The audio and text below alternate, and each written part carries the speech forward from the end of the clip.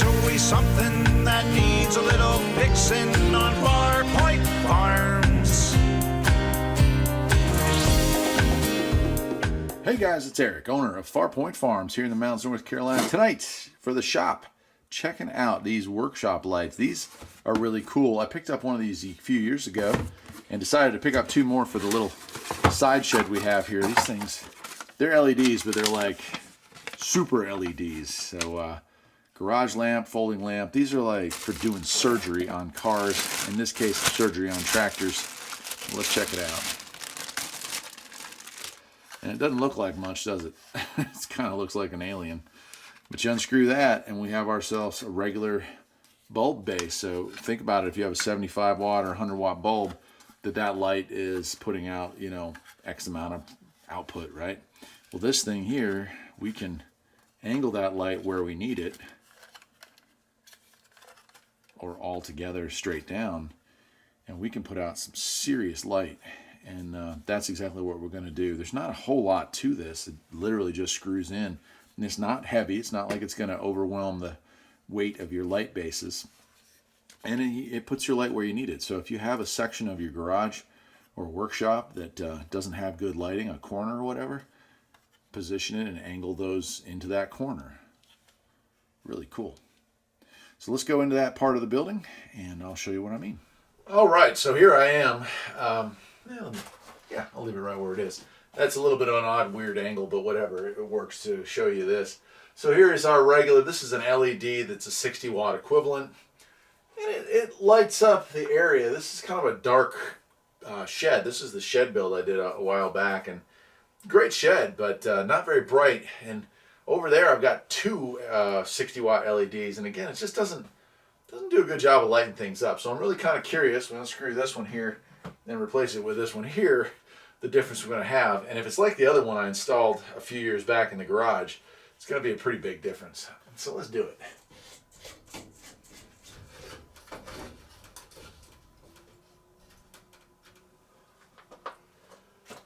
Okay, it's probably hard for you to see any difference at all right now, but that's because all the butterflies or all the leaves are folded up.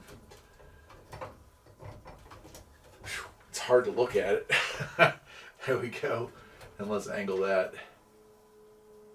And as you can see, it's a whole lot brighter. But I got this dead corner over here, right? So I can fold that up.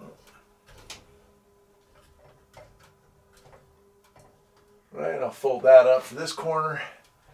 And I'll leave these two straight down. And what I've got now is, and of course, apologies, but I've been out of town for a couple weeks dealing with family problems. My workbench in here is kind of a mess, but now I've got this workbench area really well lit up, and I'll be moving out some of the gardening stuff that's going to be going into the greenhouse here shortly. And so it's nice to have this all cleaned up. Now the other one is going to be going over there on the other side. I won't show you that, but you get the idea here.